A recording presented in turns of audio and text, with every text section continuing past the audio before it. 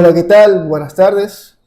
Mi nombre es John Miño y bueno, vamos a ver el día de hoy lo que son los factores de riesgos del puesto de trabajo en materia de seguridad y salud ocupacional. Para empezar, vamos a ver un poco de definiciones. ¿Qué es un factor de riesgo? Factor de riesgo es aquel factor o condición de trabajo que afecta a la probabilidad de materialización del riesgo y o consecuencias, es decir, aquellos factores que puedan incrementar el riesgo para la seguridad y salud de los trabajadores. Esto siempre manteniéndolo aplicable en el ámbito laboral. ¿En qué se clasifica? Se clasifica en condiciones de materiales de trabajo, factores relativos al ambiente y el lugar de trabajo, factores individuales, organización del trabajo y gestión de la prevención. Para entender un poco más de lo que son los factores de riesgos, vamos a ver una serie de cantidades de factores de riesgos dentro de la seguridad y salud ocupacional, las cuales son, tenemos riesgos físicos, riesgos químicos, riesgos de seguridad, riesgos ergonómicos, psicosocial y riesgos biológicos. Esos son los 6 factores que se encuentran dentro de la materia de prevención, siendo más específicos en lo que es seguridad y salud ocupacional.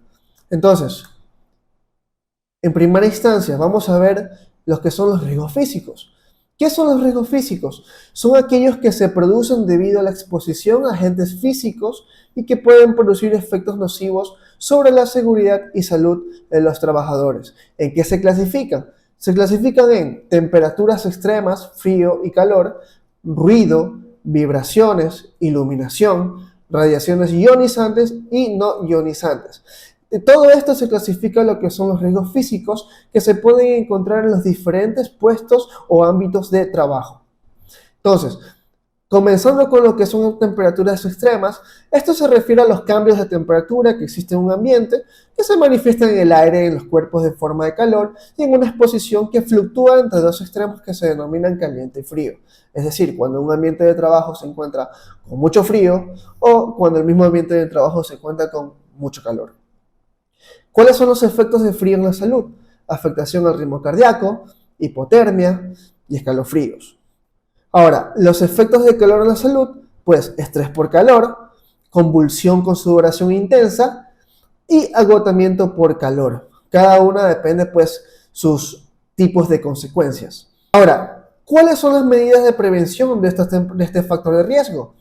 ¿Cómo se previene? Se recomienda que en materias de prevención, tanto a temperaturas bajas en temperaturas altas, tenemos que, por temperaturas bajas, se recomienda controlar el ritmo de trabajo y programar pausas para recuperar el calor perdido, disminuir el tiempo de permanencia en ambientes fríos, poner el aire acondicionado a una temperatura adecuada. Normalmente dentro de las oficinas, dentro de la parte administrativa, nosotros más encontramos el frío a causa de el aire acondicionado, temperaturas muy bajas, que a veces estamos cambiando el control, subiendo y bajando la temperatura para lograr mantener un ambiente adecuado y que no afecte a ningún trabajador en su puesto de trabajo.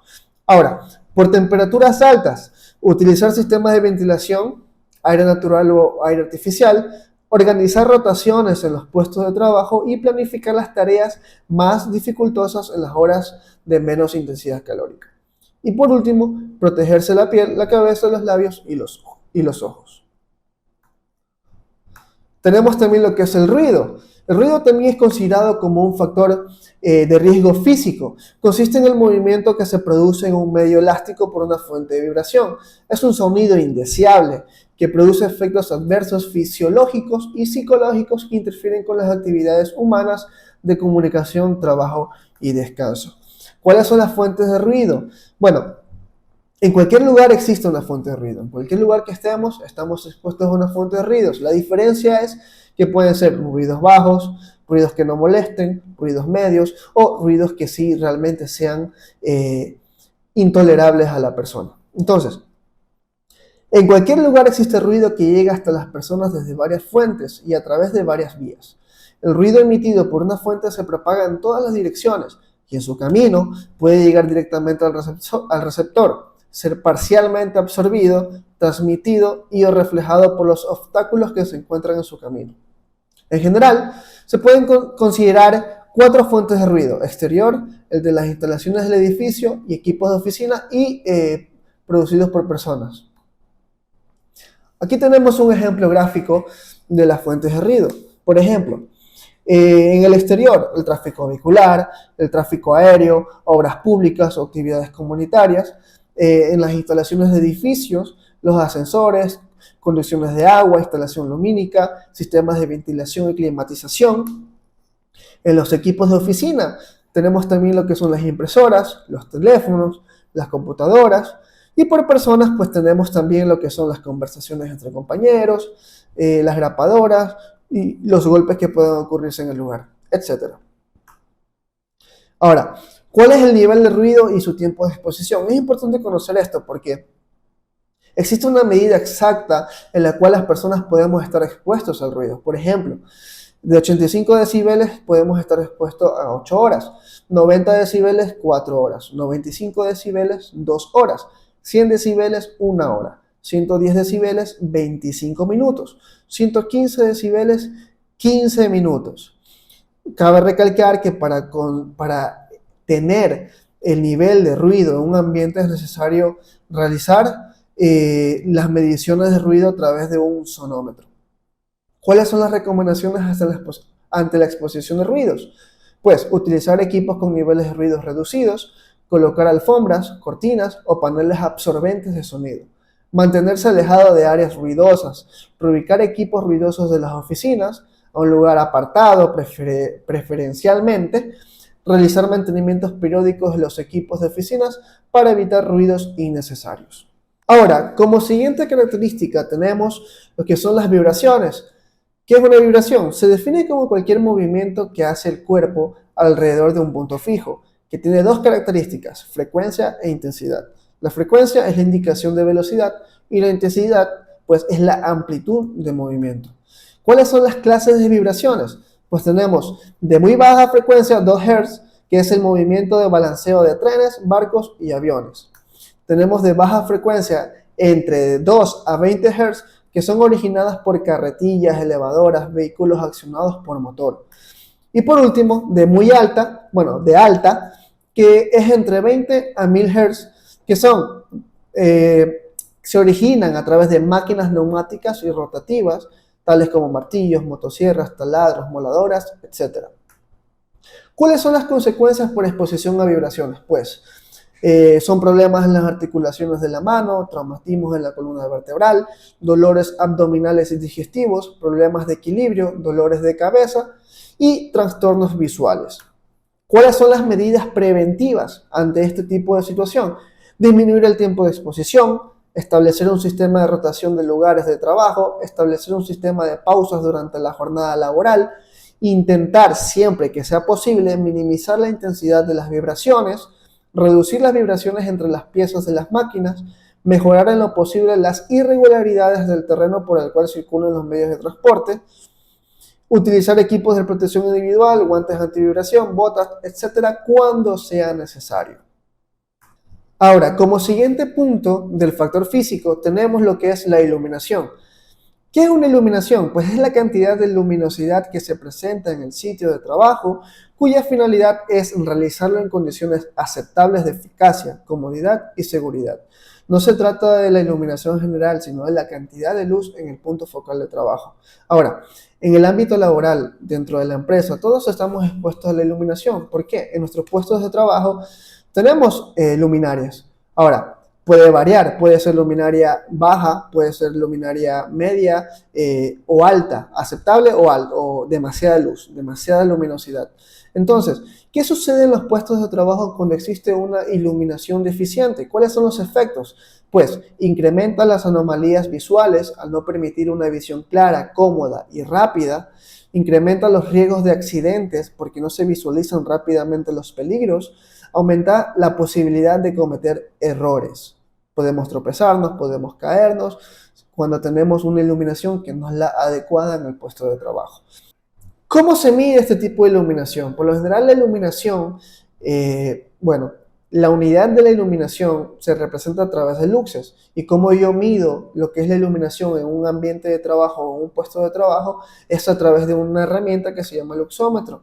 Que el luxómetro tiene una célula generalmente de selenio, y esta célula tiene, es un material similar o semejante a la del ojo humano. Y esto es lo que permite tomar lo que son las medidas de iluminación en un puesto de trabajo o área de trabajo. Entonces, ¿cuáles son los niveles de iluminación para los trabajos o en los puestos de trabajo? Pues bueno, para 20 luxes, pasillos, patios y lugares de paso. 50 luxes, operaciones en lo que la distinción no sea esencial. Por ejemplo, manejo de materia, desechos de mercancías, embalajes, servicios higiénicos. 100 luxes, que es la fabricación de productos de hierro y acero, taller de textiles y de industria manufacturera, salas, máquinas y calderos, etc.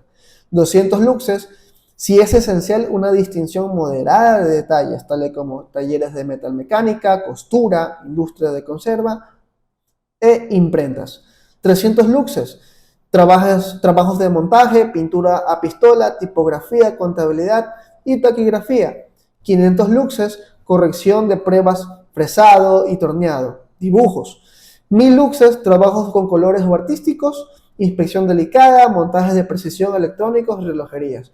Por lo general, la parte administrativa, un puesto de trabajo administrativo, se encuentra en nivel exacto de luxes de 300 luxes, ya que habla de trabajos de montaje, pintura a pistola, tipografía, contabilidad, taquigrafía.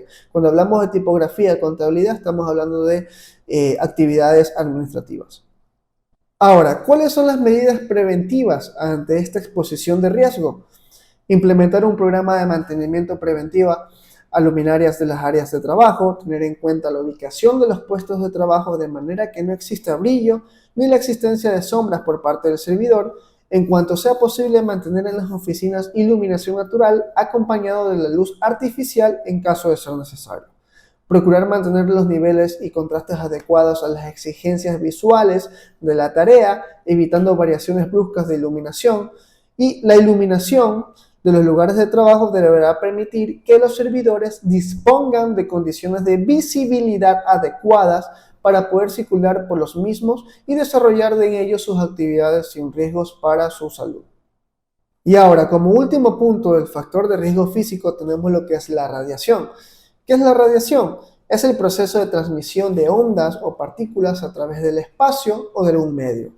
Las ondas y las partículas tienen muchas características comunes porque la radiación se produce predominantemente en una de las dos formas. Todos hemos escuchado lo que es una radiación y lo que puede provocar en la salud de las personas. Ahora, ¿en qué se divide la radiación? Se divide en dos partes. Bueno, en dos clasificaciones. ¿Cuáles son? La primera, radiaciones ionizantes. Son aquellas del espectro electromagnético que no tienen suficiente energía para desalojar electrones en la materia. Y las más comunes son a través de infrarrojos, partículas betas, neutrones, rayos X y rayos gamma. Como lo pueden ver en las imágenes, netamente estos se encuentran en industrias, en hospitales. Ustedes cuando van a un hospital o hacen algún tipo de exámenes, ustedes ven que dicen prohibido el paso, rayos X, usar equipo de protección adecuado, solamente el personal autorizado, porque son este tipo de radiaciones que afectan a las personas. Y a lo que una persona puede estar expuesta si entra a ese lugar. Ahora, en segundo lugar, tenemos lo que son las radiaciones no ionizantes. Son aquellas ondas o partículas que no son capaces de arrancar electrones de la materia que ilumina, produciendo, como mucho, alteraciones electrónicas. No alteran las células del cuerpo, las cuales son campos eléctricos y magnéticos estáticos, ondas electromagnéticas de baja, muy baja y de radio, microondas, infrarrojas, luz visible, ultravioleta y teléfonos móviles. ¿Sí? Los teléfonos móviles también son radiaciones no ionizantes y afectan a la salud de la persona. El sol también, el sol es considerado como radiación no ionizante, justo lo estoy mencionando como ultravioleta, rayos UV y todo lo demás. Aquí podemos ver las imágenes referenciales de ejemplos en la cual representan a radiaciones no ionizantes. Ahora, ¿cuáles son las medidas preventivas? Limitar el tiempo de exposición, alejarse de las fuentes cuando se encuentren en funcionamiento, señalizar la zona, realizar un adecuado mantenimiento de equipos e instalaciones, uso de equipos de protección individual en caso de ser necesario. Muy bien, esto es lo que son los factores de riesgo físicos. Y antes de acabar, me gustaría compartir con ustedes una pequeña frase de seguridad. La seguridad es responsabilidad de todos. Juntos prevenimos accidentes.